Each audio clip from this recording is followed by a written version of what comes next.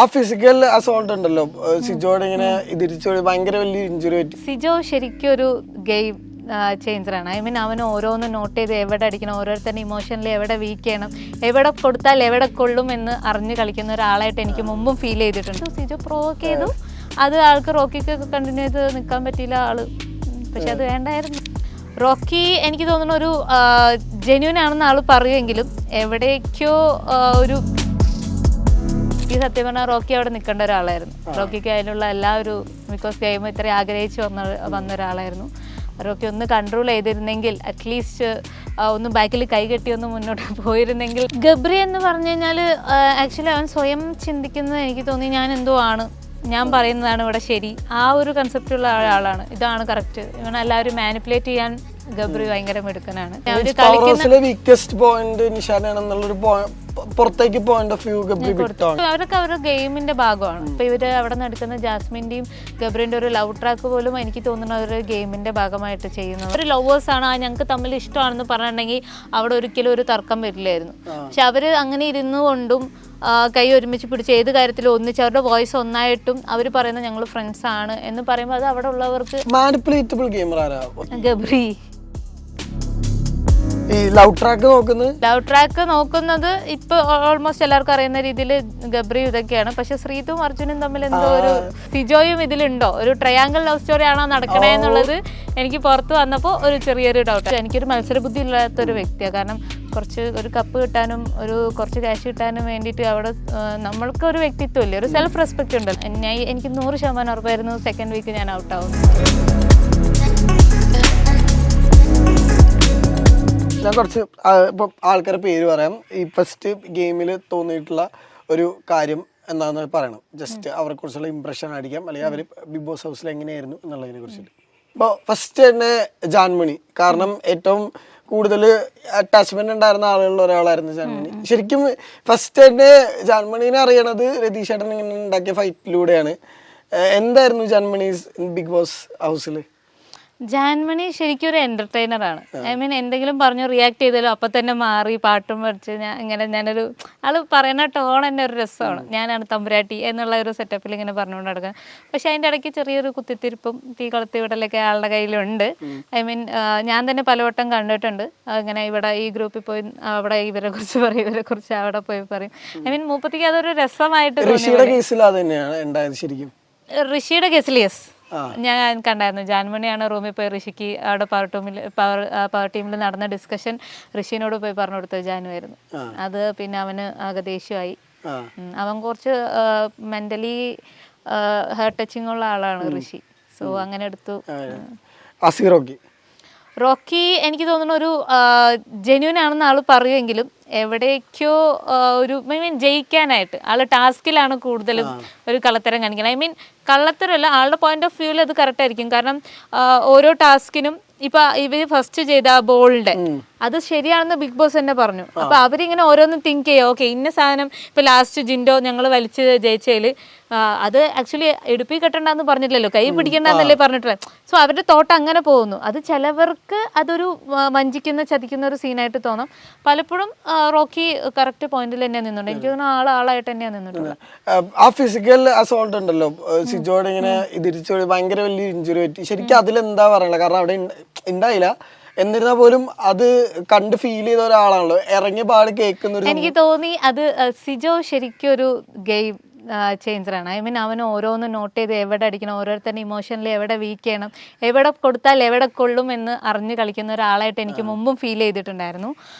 So Sijo ആ ഒരു രീതിയിൽ ഇമോഷണലി അറ്റാക്ക് ചെയ്യാൻ വേണ്ടി നോക്കിയതാണ്. ബിക്കോസ് ഓൾറെഡി സിജോ കണ്ടു റോക്കിക്ക് ഇത് ഇമോഷണലി ഇത് പറ്റില്ല, ആള് റിയാക്ട് ചെയ്യുന്ന ഒരാളാണ്, മറ്റേ ഇടിച്ചതിൽ തന്നെ മനസ്സിലായി.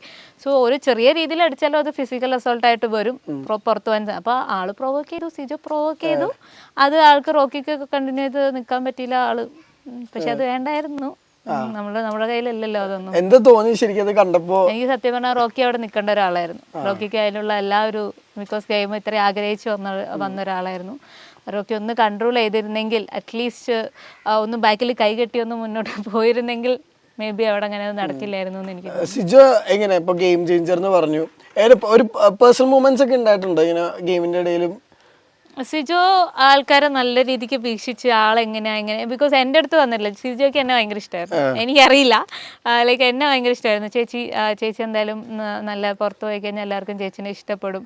എൻ്റെ അടുത്ത് കുറച്ച് ദിവസം വന്ന് പറഞ്ഞു തന്നായിരുന്നു, ചേച്ചി ഇങ്ങനെയൊക്കെയാണെങ്കിൽ. അപ്പോൾ ഞാൻ പറഞ്ഞു, മോനെ ഇങ്ങനെ എനിക്ക് പറ്റില്ല, സീരിയസ്ലി. അങ്ങനെ എനിക്ക് കപ്പ് മത്സരിച്ച്, എനിക്കൊരു മത്സര ബുദ്ധി ഇല്ലാത്തൊരു വ്യക്തിയാണ്. കാരണം ഒരു കപ്പ് കിട്ടാനും കുറച്ച് ക്യാഷ് കിട്ടാനും വേണ്ടിയിട്ട് അവിടെ നമ്മൾക്കൊരു വ്യക്തിത്വം ഇല്ലേ, ഒരു സെൽഫ് റെസ്പെക്റ്റ് ഉണ്ടല്ലോ, അത് കളഞ്ഞ് എങ്ങനെ മറ്റുള്ളവരെ ഇമോഷണലി വീക്ക് ചെയ്യിപ്പിക്കാം, എങ്ങനെ മറ്റുള്ളവരെ കുറ്റപ്പെടുത്താം, ഇവിടെ പോയി അവിടെ പോയി പറയാം, അങ്ങനത്തെ ഒരു സാധനം എനിക്കില്ല. എനിക്കതൊരിക്കലും അക്സെപ്റ്റ് ചെയ്യാൻ പറ്റാത്തൊരു കാര്യമാണ്. ഇവൻ എൻ്റെ ഫാമിലിയിൽ തന്നെ ഒരു അടി ഉണ്ടായി കഴിഞ്ഞാൽ ഞാൻ അതിൽ ഇടപെടില്ല, കുടുംബത്തിൽ ഒരു അടി ഉണ്ടായി കഴിഞ്ഞാൽ. അപ്പം ഞാൻ അങ്ങനത്തെ ഒരു വ്യക്തിയാണ്.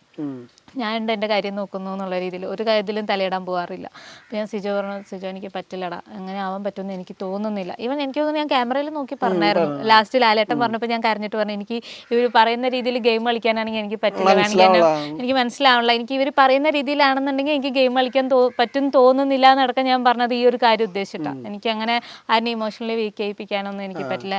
ഞാനായിട്ട് അറിഞ്ഞുകൊണ്ട് ഇറങ്ങിയത് തന്നെയാണ്. എനിക്ക് 100% ഉറപ്പായിരുന്നു സെക്കൻഡ് വീക്ക് ഞാൻ ഔട്ട് ആവുന്നു. സന്തോഷത്തോടു കൂടിയാണ് ഞാൻ ഇറങ്ങിയത്. ഐ മീൻ എൻ്റെ ബെസ്റ്റും ഞാൻ അവിടെ കൊടുത്തിട്ടാണ് ഞാൻ അവിടെ ഇറങ്ങിയത്. സോ നമ്മളിപ്പോൾ പറഞ്ഞു തന്നത് സിജോൻ്റെ കേസല്ലേ. അപ്പോൾ സിജോ എനിക്ക് അങ്ങനെ എൻ്റെ അടുത്ത് അവനൊന്നിനും വന്നിട്ടില്ല. അവൻ എന്നോട് ഭയങ്കര സ്നേഹമായിരുന്നു. പക്ഷെ അവന് ഓരോ സമയത്ത് പോയി ഇരിക്കുന്ന സമയത്ത് അവൻ്റെ വർത്താനം കേൾക്കുമ്പോൾ ഓരോരുത്തരെ അവൻ മനസ്സിലാക്കിക്കൊണ്ട് എങ്ങനെ ഓരോരുത്തരെ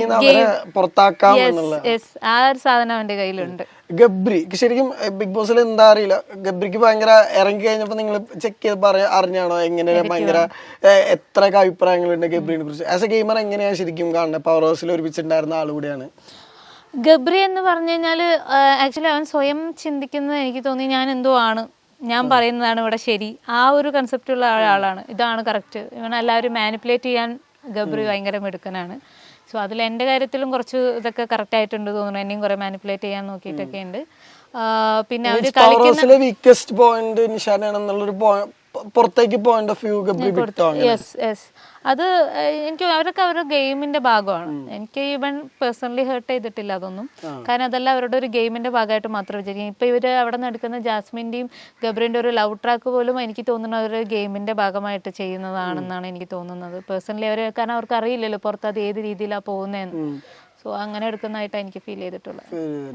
അല്ല ശരിക്കും ഇങ്ങനെ അതൊക്കെ അവരൊരുമിച്ചിരിക്കണ കാണുമ്പോൾ, അല്ലെങ്കിൽ ഈ പറഞ്ഞ പോലെ ആ വാഴയുടെ സൈഡിൽ പോയിരിക്കണ കാണുമ്പോൾ നിങ്ങൾക്ക് ശരിക്കും എന്താ ഹൗസിലെ പൊതുവെയുള്ളൊരു സംസാരം ഉണ്ടല്ലോ, നമ്മൾ കേൾക്കാത്ത നമ്മൾ ശ്രദ്ധിക്കാത്ത കുറെ ആംഗിളുകൾ ഉണ്ടല്ലോ, അവിടെ എന്താ ശരിക്കും ആൾക്കാർ ചിന്തിക്കണതും?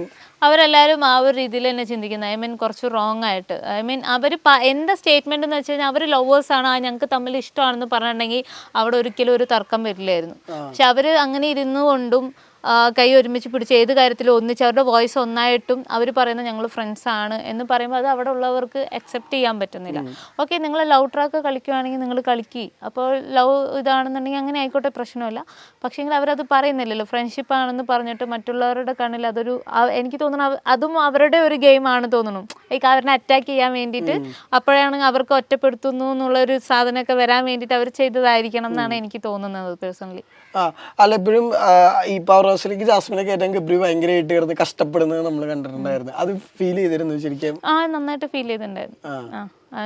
ഐ മീൻ ജാസ്മിൻ ഞാൻ പ്രതീക്ഷയായിരുന്നു. ജാസ്മിൻ വന്നത് ആദ്യം ഗബ്രി ഞാൻ നിൽക്കുന്ന ഞാൻ പറയാം എന്ന് പറഞ്ഞിട്ട് ഇങ്ങനെ വന്നിട്ട് എടുത്ത് ജാസ്മിനെ കുറിച്ച്, ജാസ്മിൻ ഇങ്ങനെയാണ്, സിജോ വന്നു കഴിഞ്ഞാൽ നിങ്ങൾ ലൈക്ക് ഒറ്റപ്പെടും, സിജോ നിങ്ങളെയൊക്കെ തളർത്താനാണ് നോക്കുന്നത്, ജാസ്മിൻ അങ്ങനെയല്ല, ജാസ്മിൻ കൂടെ നിൽക്കും, അവൾ ഞാൻ പറയുന്നത് കേൾക്കും എന്ന് പറഞ്ഞിട്ട് ജാസ്മിനെ കുറിച്ച് പൊക്കി പറഞ്ഞപ്പോൾ തന്നെ എനിക്ക് മനസ്സിലായി ഓക്കെ ജാസ്മിൻ കുറിച്ചാണ് പറയേണ്ടത്. എനിക്ക് തോന്നുന്നു അവിടെ ഗെയിം മാറ്റിയത് ഞാനായിരുന്നു. അവിടെ ടൈ വന്നായിരുന്നു. സിജോ 3 ഇത് 3 ക്യാപ്റ്റന്റെ ഓട്ടും കൂടി 3-3 വന്നായിരുന്നു. അപ്പൊ ഞാൻ തോന്നി ഓക്കെ ഇതിപ്പോ എന്തായാലും, കാരണം എനിക്ക് ബിഗ് ബോസിനെ ഇങ്ങോട്ട് കളിപ്പിക്കുന്ന രീതിയിൽ തോന്നി. ഇവരെല്ലാവരും ഒരേ രീതിയിൽ നിന്ന് കഴിഞ്ഞാൽ ഒരു മറ്റില്ല. എന്തായാലും ബിഗ് ബോസ് പറയും വീണ്ടും പോയി ഒന്നിച്ചൊരു തീരുമാനം എടുക്കുക എന്ന് പറയും. അപ്പൊ വീണ്ടും സമയം പോവുക. അപ്പൊ എന്തായാലും ഒരാൾ മാറ്റിയേ പറ്റുള്ളൂ. ഈ സിജോ എന്ന് പറയുന്നത് ഒന്നിലേലും ഉള്ള പേരാക്കണം, ഇല്ലെങ്കിൽ അവരെത്തിച്ചു. ഞാൻ മാറ്റി കഴിഞ്ഞാൽ പ്രശ്നം തീർന്നില്ലേ എന്ന് പറഞ്ഞിട്ട് ഞാൻ പേര് മാറ്റി. അങ്ങനെയാണ് പിന്നെ അതില് ആള് വരുന്നത്. അല്ല അതില് ഹാപ്പി ആയിരുന്നു ജാസ്മിൻ വന്നു കഴിഞ്ഞിട്ട്? എനിക്ക് പിന്നെ രണ്ടാളും കുഴപ്പമുണ്ടായിരുന്നു. ഞാൻ പറഞ്ഞില്ല, ഇവർ രണ്ടുപേരുടെയും പേഴ്സണൽ കാര്യം ഞാൻ അവിടെ തിങ്ക് ചെയ്തിട്ടുണ്ടായിരുന്നില്ല. ജാസ്മിന്റെയും സിജോന്റെയും അല്ലാതെ എടുത്തു നോക്കുമ്പോൾ അവർ രണ്ടാളും ഐ മീൻ നന്നായി കളിക്കുന്നുണ്ട്, എല്ലാവരോടും റിയാക്ട് ചെയ്യുന്നുണ്ട്. ഇപ്പൊ വേണ്ട ഇന്ന സ്ഥലത്ത് വേണ്ടാന്ന് പറയണ അവിടെ വേണ്ടാന്ന് തന്നെ പറയുന്നുണ്ട്, വേണമെന്നുള്ളിടത്ത് വേണമെന്ന്. ആ ഒരു രീതിയിൽ മാത്രമേ ഞാൻ നോക്കിയിട്ടുള്ളൂ. ഒരിക്കലും ഗബ്രീന്റെ കൂടെ ജാസ്മിൻ വന്നാൽ എന്താവും എന്നുള്ളത് ഞാൻ ചിന്തിച്ചിട്ട് പോലുമില്ല. ഞാൻ ആ ഒരു ഗബ്രിനെ കുറെ ആൾക്കാർ മൈൻഡോടെ ചെയ്യണമെന്ന് തോന്നുന്നില്ല. ആ ഒരു പോയിന്റ് ഓഫ് വ്യൂലേക്ക് വരുമ്പോ കുറെ പേര് ഈ സൈഡിലേക്ക് വരുമ്പോ അത് എനിക്ക് തോന്നുന്നു ഈ ഒറ്റപ്പെടുത്തപ്പോ രതീഷേട്ടൻ വന്ന് ഫസ്റ്റ് കളിച്ച കളി അതായിരുന്നു. 18 പേര് രതീഷേട്ടനെ എഗേൻസ്റ്റ് ആക്കും, വെറുപ്പിച്ച് എഗേൻസ്റ്റ് ആക്കിയിട്ട് രതീഷേട്ടൻ ഒറ്റയ്ക്ക് നിന്ന് കളിക്കുക എന്നുള്ള. ചിലപ്പോ ഇവരും അതന്നെയായിരിക്കും ഉദ്ദേശിച്ചിട്ടുണ്ടാവുക. ഈ പല കാര്യങ്ങളും പല പൊട്ടിത്തെറികൾ സംഭവിക്കുന്നില്ല. ഇപ്പൊ അസീറൊക്കെ വന്നിട്ട് പറഞ്ഞ പോലെ കബേർഡിന്റെ അവിടെ അടിച്ചു പൊട്ടിക്കുന്നു, അല്ലെങ്കിൽ ഋഷി ഭയങ്കരമായിട്ട് ടെമ്പർമെന്റ് പോകുന്നു. ഋഷി അങ്ങനെ ആരും ഇതുവരെ ജീവിതത്തിൽ കണ്ടിട്ടില്ല. കാരണം ഭയങ്കര ഫെമിലിയർ ഫേസ് ആയിട്ട് പോലും. ശരിക്കും നിങ്ങൾക്ക് ഇത്രയും പെട്ടെന്നുള്ള പൊട്ടിത്തെറികൾ എങ്ങനെ സർപ്രൈസ് ഉണ്ടാക്കുക? ഇപ്പൊ അപ്സര വന്നപ്പോ അസീറൊക്കെ ആയിട്ട് വഴക്കുണ്ടാക്കുന്നുണ്ടല്ലോ ഈ ക്യാപ്റ്റൻസി ടാസ്കിന് വേണ്ടിയിട്ടൊക്കെ. ശരിക്കും അപ്രതീക്ഷിത ഫൈറ്റുകളിൽ എല്ലാം ഒരു കോമൺ ആംഗിളിലേക്കാണ് പോണത്. ഒന്നെങ്കിൽ 2-3 പേരെ കേന്ദ്രീകരിച്ച്, ഒന്നെങ്കിൽ അസീറൊക്കെ, അല്ലെങ്കിൽ ജാസ്മിൻ, അല്ലെങ്കിൽ ഫസ്റ്റ് രതീഷേട്ടനാണ്. സോ എങ്ങനെ ഈ 2-3 ആംഗിൾ മാത്രം വന്നിട്ട് ബാക്കിയുള്ളവരെല്ലാരും പൊതുവെ എങ്ങനെ നിന്ന് പോവാ, എക്സിസ്റ്റ് ചെയ്ത് പോകുന്ന ഗെയിമിൽ? എനിക്ക് തോന്നുന്നു ഇതൊക്കെ ഇവരുടെ റിയൽ ഫേസ് ആണ്. അതൊരു സമയമാകുമ്പോഴേ പുറത്തു വരുള്ളൂ. ഇപ്പോൾ 2 ആഴ്ച ആയിട്ടുള്ളൂ. ഇനി പോവാ ഇവിടെ പലവരും മിണ്ടാതിരിക്കുന്ന സൈലന്റ് ആയിട്ട് ഇരിക്കുന്നവരുടെ ഫേസ് ഒക്കെ പുറത്ത് കാണാനുള്ളൂ. മേ ബി ഞാനും കൂടുതലായിട്ട് ഇരുന്ന് പോകുമ്പോൾ എൻ്റെ ഈ ഒരു മുഖം ചിലപ്പോൾ മാറിയേക്കാം. കാരണം നമ്മളവിടെ ഫോണില്ല. നമുക്കറിയാം ഇന്നത്തെ കാലത്ത് ഫോണില്ലാതെ നമുക്ക് പറ്റില്ല. കുട്ടികൾ പോലും ഫുൾ ടൈം ഫോണിൽ നോക്കിയിരിക്കുന്നവരാ. സമയം അറിയുന്നില്ല, പുറത്ത് ലോകത്ത് എന്താ നടക്കുന്നത്. നമ്മൾ കണ്ടിന്യൂസ് കണ്ടുകൊണ്ടിരിക്കുന്ന ഈ 19 ഇത്ര പേരാണ്, അവരുടെ മുഖങ്ങളാണ്. കിട്ടിയ ഫുഡ് തന്നെ കഴിച്ചുകൊണ്ടിരിക്കുന്നു, വേറെ ഒന്നും നമുക്ക് അറിയുന്നില്ല. മേ ബി പ്രോപ്പർ ഉറക്കം പോലും കിട്ടുന്നില്ല. എപ്പോഴാണ് ഉറങ്ങുന്നത്, എപ്പോഴാണ് എണീക്കുന്നതെന്ന് അറിയില്ല. നമുക്കറിയാം പ്രോപ്പറായിട്ട് ഒരു മനുഷ്യന് കറക്റ്റ് ഉറക്കം കിട്ടിയില്ലെങ്കിൽ ഇത്ര ദിവസം കഴിഞ്ഞ് കഴിഞ്ഞാൽ അവരുടെ മൈൻഡിൽ നിന്ന് സാധനം വിട്ടുപോകും. അപ്പോൾ ആ സമയത്ത് എന്താ ചെയ്തു പോവാന്ന് നമുക്ക് തന്നെ അറിയത്തില്ല. അപ്പോൾ എനിക്ക് തോന്നുന്നു ഇനി ഒരു 2 വീക്ക് കഴിഞ്ഞാൽ ഇതിൻ്റെ അപ്പുറം കടക്കാൻ ഇനിയുണ്ട്, ഇനി എന്തൊക്കെയോ ഇനി കാണാനുണ്ടെന്നാണ് എനിക്ക് തോന്നുന്നത്. ഇപ്പോ പുറത്തുനിന്ന് കിട്ടിയിട്ടുള്ള ഒരുപാട് കമന്റുകളും ഫീഡ്ബാക്കുകളൊക്കെ കണ്ടല്ലോ. അപ്പം അതിനകത്തുനിന്ന് ഒരു നിഷാൻ എന്നൊരു കണ്ടസ്റ്റന്റിനെ കുറിച്ചിട്ട് പേഴ്സണൽ അല്ലാത്ത രീതിയിൽ ആസ് എ ഗെയിമർ 2 അഭിപ്രായങ്ങൾ ഉണ്ടല്ലോ ബേസിക്കലി. എനിക്ക് പക്ഷെ ഞാൻ വന്നതിന് ശേഷം ഐ തിങ്ക് 2 കമന്റേ ഞാൻ കണ്ടുള്ളൂ. ഒന്ന് ആക്ച്വലി നിങ്ങൾ ജെന്യൂൻ ആണ്. ബാക്കി ഒരു 2-3 എണ്ണം ഈ പറഞ്ഞ പോലെ പഴം വിഴുങ്ങിയ പോലെ ഇരിക്കുന്നുണ്ട്, വാഴയാണ്, അങ്ങനത്തെ ഒരു വളരെ റെയർ ആയിട്ടുള്ള ഇതുള്ളൂ. വളരെ റെയർ പറഞ്ഞാൽ വളരെ റെയർ. ഇത്രയും കമന്റ്സ് 1-3 കമന്റ് മാത്രമേ അത്രയ്ക്കുള്ളൂ. ബാക്കി എല്ലാവരും പറയുന്നത് ജെന്യൂൻ. ഇപ്പം ഞാൻ ഏഷ്യാനെറ്റിലെ ലൈവ് കൂടെ പോയപ്പോൾ ഒരാൾ പോലും ബാഡായിട്ട് എൻ്റെ അടുത്ത് പറഞ്ഞില്ല. നിങ്ങൾ ഭയങ്കര ജെന്യൂൻ ആയിരുന്നു, നിങ്ങൾ നിങ്ങളായിട്ട് തന്നെ നിന്നു, നിങ്ങൾക്ക് പറ്റിയതല്ല ബിഗ് ബോസ്, ഐ മീൻ നിങ്ങളുടെ ക്യാരക്ടറിന് പറ്റിയതല്ല ബിഗ് ബോസ് എന്ന് പറഞ്ഞിട്ട് എനിക്ക് എൻ്റെ വിജയമാണത്. അവിടെ വരെ എത്തിപ്പെടാൻ പറ്റി. ഇത്രയും പ്രേക്ഷക ഹൃദയങ്ങളിൽ എനിക്ക് നല്ല രീതിക്ക് കയറി പോവാൻ പറ്റി. അതെന്റെ വിജയമാണ്. 2 വീക്സ് എത്ര ദിവസം നിന്നു എന്നുള്ളതിൽ ഞാൻ കാര്യമാക്കുന്നില്ല. അല്ല, എപ്പോഴും ഈ പറഞ്ഞ പോലെ കുറച്ച് ഉപദേശങ്ങൾ കൊടുക്കാനുണ്ട് ആർക്കെങ്കിലൊക്കെ. ഇപ്പോൾ ഞാൻ കുറച്ച് പെട്ടെന്നുള്ള പേരുകൾ പറയാം. അത് ആർക്കാണ് ഏറ്റവും സ്യൂട്ടബിൾ ആവാന്ന് പറയാം ഗെയിമിന് വെച്ചിട്ട്. ഫേക്ക് ഗെയിമർ ആയിട്ട് തോന്നിയിട്ടുള്ള ആരാ? ഫേക്ക് ഗെയിം ആക്ച്വലി എല്ലാവരും അവിടെ കാണുന്ന ആരും അതല്ല. അവിടെ എല്ലാവരും സ്ക്രീൻ സ്പേസ് വേണം, ക്യാമറ സ്പേസ് വേണം. അപ്പോൾ ഒരാളെ കാണുമ്പോൾ അവർ കളിക്കുന്ന കാണുമ്പോൾ ഓക്കെ ഇങ്ങനെയാണെന്ന് പറഞ്ഞിട്ട് ഇവരെ റിയൽ ക്യാരക്ടറിനെ വിട്ടിട്ട് ഇതിലേക്ക് അങ്ങനെ എടുക്കുന്നവരാ. അപ്പോൾ ഈവൻ ജിൻഡോ എന്നെ നോക്കിക്കോ, ഫസ്റ്റ് വീക്ക് എങ്ങനെയായിരുന്നു? 2 ദിവസം നല്ല കുട്ടിയായിട്ട് ഇരുന്നിട്ട് ജിൻഡോ പെട്ടെന്ന് നോമിനേഷനിലേക്ക് വന്നപ്പോൾ ആള് ട്രാക്ക് മാറ്റി. അത് കഴിഞ്ഞ് ലാലേട്ടൻ വന്ന് സൂചി കുത്തിയപ്പോൾ ഓക്കെ ഈ ട്രാക്ക് ശരിയല്ല എന്ന് പറഞ്ഞാൽ അടുത്ത് വീണ്ടും ട്രാക്ക് മാറ്റി. സോ ഇതന്നെയാണ് ഇനിയിപ്പോൾ അത് കണ്ടുകൊണ്ടാണ് എല്ലാവരും ഇങ്ങനെ ചേഞ്ച് ചെയ്തുകൊണ്ടിരിക്കുന്നത്. റിയൽ ഫേസ് വരാനുള്ള റിയൽ ഫേസ് എനിക്ക് ഇതുവരെയായിട്ട് കണ്ട റിയൽ ഫേസ് എന്ന് തോന്നിയത് ഫേക്ക് കുറെ പേരുടെ തോന്നിയിട്ടുണ്ട്. റസ്മീൻ ഓക്കെയാണ്, ഒരു പ്രശ്നമൊന്നും തോന്നിയില്ല. ശ്രീധുവിൻ്റെ എന്നൊക്കെ ഇനി കുറച്ച് എന്തൊക്കെയോ വരാനുണ്ടെന്ന് തോന്നുന്നു. ശ്രീധു, ശരണ്യൊക്കെ ഓൾമോസ്റ്റ് അവർ രണ്ടുപേരും ഭയങ്കര കോംബോ. അവിടെ കയറി ചെന്ന് ബ്രോ എല്ലാവരും കോംബോ ആയി. ഞാൻ ഇവൻ നെക്സ്റ്റ് ഡേ നോക്കിയപ്പോ തന്നെ ഈവൻ എല്ലാവരും ഒരു കോംബോയാ. എനിക്ക് ഒരു സാധനമില്ല. ഞാൻ എവിടെയെങ്കിലും പോകുന്ന സമയത്ത് അവർ പറയും ചേച്ചി ഒരു രഹസ്യം പറയാം, ഒന്ന് കുറച്ച് കഴിഞ്ഞിട്ട് വരുമോ? ഓക്കെ, ഞാൻ അപ്പുറത്ത് പോകും. അപ്പുറത്ത് പോയിട്ട് അവിടെ അവർ പക്ഷെ എവിടെ പോയി കഴിഞ്ഞ് കഴിഞ്ഞാലും അവർ പറയുന്നത് അവിടുത്തെ കണ്ടസ്റ്റന്റിനെ കുറിച്ച്, ഓ ഇന്നാളിങ്ങനെ ചെയ്തു, നീ കണ്ടോ ഇന്നാളിങ്ങനെ ചെയ്തു. എനിക്ക് ആക്ച്വലി അങ്ങനത്തെ കേൾക്കുന്നതിൽ താല്പര്യമില്ലാത്ത ഒരാളാണ്. ഞാൻ ചിലപ്പോൾ ഇങ്ങനെ ഇരുന്ന് കേൾക്കും, എല്ലാം കേൾക്കും, പിന്നെ അവിടെ എണീറ്റ് പോകും. നോക്കൂത്തിയാ ഞാൻ പറഞ്ഞു ആ കൂട്ടത്തില് ഇത്രയും നിലവിളിച്ചുകൊണ്ടിരിക്കുന്ന കൂട്ടത്തില് നോക്കൂത്തി എന്നുള്ളൊരു ട്രോഫി കിട്ടുന്നതിൽ ഞാൻ ഭാഗ്യവതിയാണ്. ഗ്രൂപ്പായിട്ട് കളിക്കുന്നവർ അതും പറഞ്ഞല്ലോ, എല്ലാവരും ഗ്രൂപ്പാണ്. ഹോണസ്റ്റ് ഗെയിമർ ആര് ശരിക്കും? ഹോണസ്റ്റ് ഗെയിമർ എനിക്ക് തോന്നിയത് റസ്മിന. ഇതുവരെയായിട്ട് ഞാൻ കണ്ടതിൽ വെച്ചിട്ട് റസ്മിൻ അങ്ങനെ ഒരു ഇത് വേറെ ഫേക്കായിട്ട് തോന്നിയില്ല എനിക്ക്. ഇപ്പം ഞാൻ വന്നപ്പോൾ കുറേ ഇതൊക്കെ കേട്ടു. ഇന്ന് ഉച്ചയ്ക്കും കൂടെ 2-3 കമൻ്റ് ഒക്കെ കേട്ടായിരുന്നു, ലൈക്ക് കോമണർ സപ്പോർട്ട് ഒറ്റയ്ക്ക് കിട്ടാൻ വേണ്ടിയിട്ട് ആള് പിന്നെ. പക്ഷെ എനിക്ക് അങ്ങനെ തോന്നിയിട്ടില്ല. റസ്മിൻ പേഴ്സണലി അങ്ങനെ ചെയ്തതായിട്ട് എനിക്ക് എന്തെങ്കിലും ഹേർട്ട് ആവണമെന്നോ എന്നെ ഇതാക്കണം എന്നുള്ള രീതിയിൽ റസ്മിൻ ചെയ്ത പോലെ എനിക്ക് തോന്നുന്നില്ല. അൺഡിസേർവിങ് ഗെയിമർ ആരാ? അതൊരു അവിടെ എക്സിസ്റ്റ് ചെയ്യാൻ ഇങ്ങനെ വേണ്ടായിരുന്നു, അല്ലെങ്കിൽ വേറൊരു എന്നെ പോലെ തന്നെ എനിക്ക് തോന്നിയത് സുരേഷ് ചേട്ടനായിരുന്നു. ആണല്ലേ?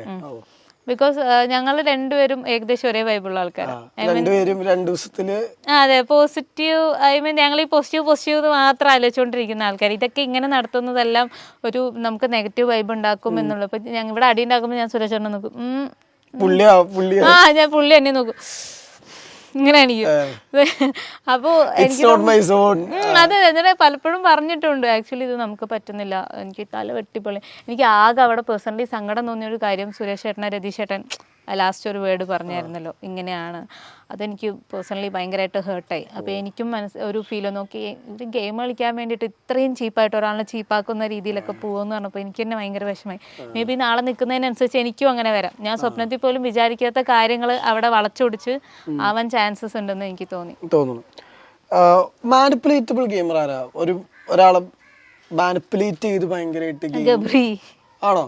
വേറെ എന്തെങ്കിലും മൊമെന്റ്സ് ഉണ്ടായിട്ടുണ്ടോ പേഴ്സണലി ഹേർട്ട് ചെയ്തിട്ടുള്ള? മീൻസ് നത്തിങ് പേഴ്സണലി എന്നെ ഹേർട്ട് ചെയ്തിട്ടുള്ളത് ഗബ്രി ആകെ ഒരൊറ്റ വട്ടോ. എന്നെ ഒരുപാട് സപ്പോർട്ട് ചെയ്തിട്ടുണ്ട് ഗബ്രി. മാനിപ്പുലേഷൻ എന്നുള്ള ടോട്ടലി ഞാൻ കണ്ടതിൽ വെച്ചിട്ട് ഇങ്ങനെ പറഞ്ഞ് ഇതിങ്ങനെയല്ല ഇങ്ങനെയാണെന്ന് പറഞ്ഞിട്ട് ഇതാക്കുന്ന. ജാസ്മിന് വേണ്ടി ഒരുപാട് മാനിപ്പുലേഷൻസ് ഉണ്ടോ ശരിക്കും? ഗബ്രി ചെയ്യുന്നുണ്ടോ? അങ്ങനെയില്ല. പിന്നെ എനിക്ക് നോറനെയും കൂടെ തോന്നിയായിരുന്നു. പക്ഷെ അവളുടെ ഗെയിം എനിക്ക് തോന്നിയത് അവള് ഡയറക്റ്റ് പ്രേക്ഷകരിലേക്കാണ് കൊടുക്കുന്നത്.